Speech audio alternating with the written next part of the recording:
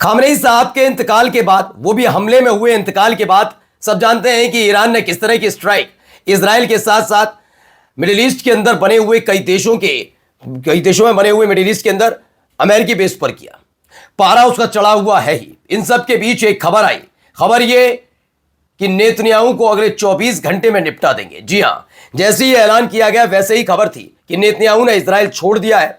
उनका प्लेन जो खास तौर पर या तो इजराइल के राष्ट्रपति या इजराइल के प्रधानमंत्री इस्तेमाल करते हैं, वो फौरन ही इन हमलों के बीच नेतन्याहू को लेकर पश्चिम में गए, जहां जर्मनी के बर्लिन में जाकर लैंड हुआ। यानी नेतन्याहू ने अपना देश छोड़ दिया है, ऐसी खबर निकल कर आई।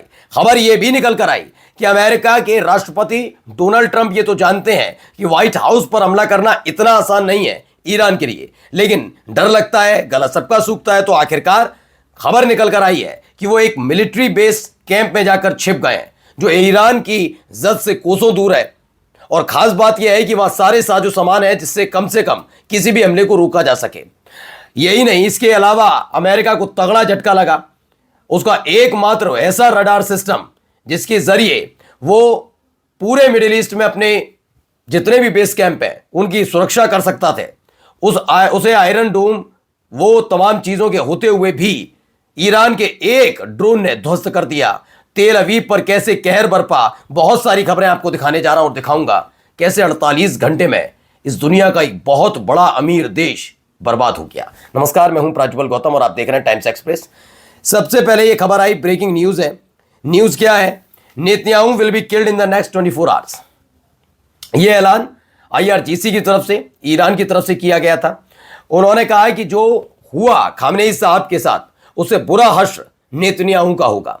अच्छा, ये बात इजराइल भी जानता है, ये बात अमेरिका भी जानता है और जितने दुनिया के देश हैं वो जानते हैं कि ईरान की जद में इजराइल का चप्पा चप्पा है और इसके पास ऐसे हथियार है, इसका इस्तेमाल करके आसानी से टारगेट किया जा सकता है। कोई रिस्क नहीं लेना चाहते नेतन्याहू। यही एक वजह है कि हाल में खबर आई कि वो बर्लिन, जर्मनी के बर्लिन भाग गए। ये हमने खबर आपको दिखाई थी।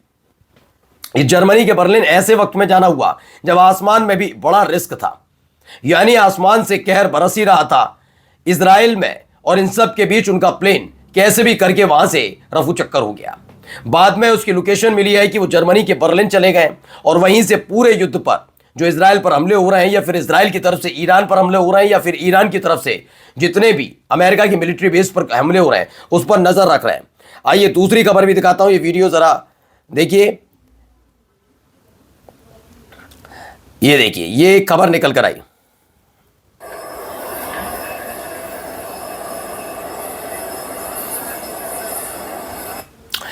तो इसमें ये दावा इन्होंने किया है, दावा ये है कि भाई ट्रंप ने अमेरिका छोड़ दिया, ऐसा दावा है। इस रिस्क के बीच की उनकी हत्या हो सकती है, ऐसा दावा जेविनोर ने किया है। वो एंड्रयूज मिलिट्री बेस चले गए हैं, एंड्रयूज मिलिट्री बेस गए और वहां जाकर रह रहे हैं, ऐसा दावा जेविनोर की तरफ से किया जा रहा है।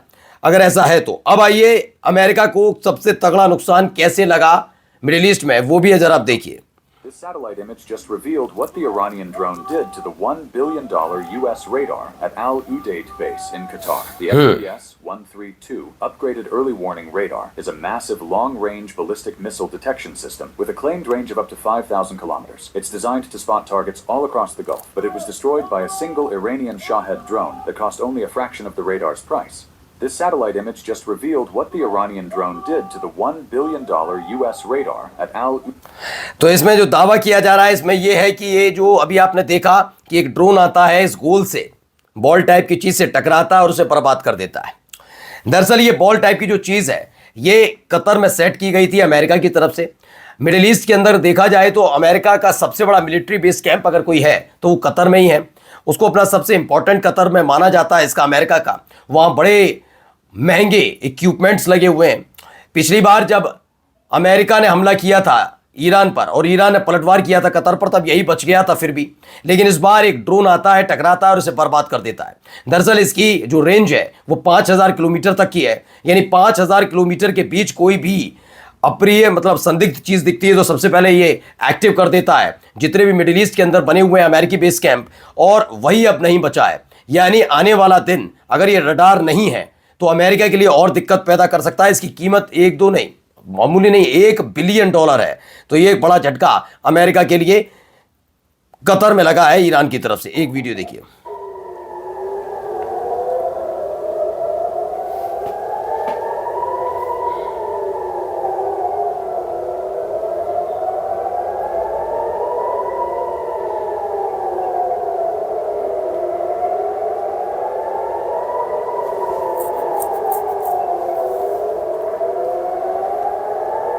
तो आसमान में दिख रहे ये मिसाइल है।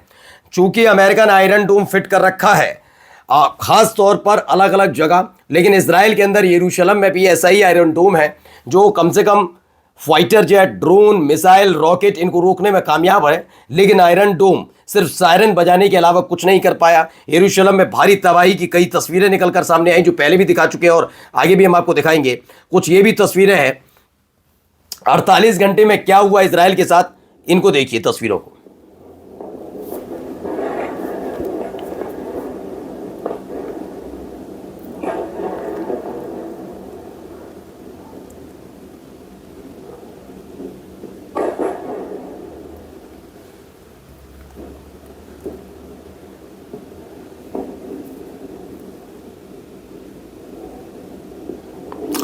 एक और वीडियो निकल कर आई है, जरा देखिए हालात क्या है। ये इजराइल के अंदर है, अलग अलग जगह की तस्वीरें हैं।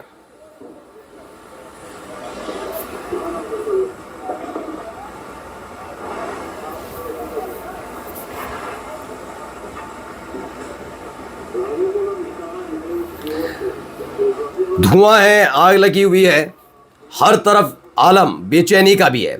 दावा यह है कि ईरान की मिसाइलों ने न केवल तेल अवीव बल्कि तेल अवीव के साथ साथ रमटगन, सफद, किरियत, बिएट, नेकवा इन इलाकों में भारी बमबारी की है। ये खबर है। खबर तो यहां से भी निकल कर आई कि कैसे एक मिसाइल ने सब कुछ बदल दिया। देखिए तबाही का आलम देखिए।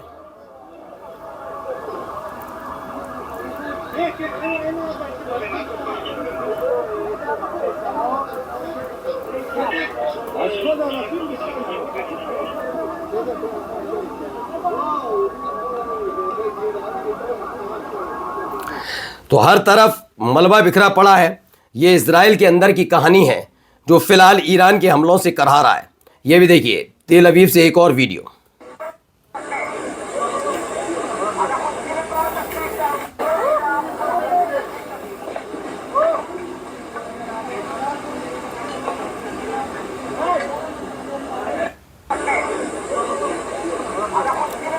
तो ये एक तस्वीर निकलकर, वीडियो निकलकर आई है। तेल अवीव में भारी हमला, तबाही, बिल्डिंग कोलैप्स हो गई। कोलैप्स तो यूएई की इकोनॉमी भी हो गई है 48 घंटे में। जी हाँ, 48 आवर्स में इतने मिसाइल, इतने बम, इतने गोले, इतने बारूद, इतने रॉकेट होते हैं, ड्रोन दागे हैं कि $5 बिलियन का लॉस यानी घाटा या यूं कहा जाए तबाही, आर्थिक तबाही यूएई में देखने को मिले मात्र 48 घंटे में।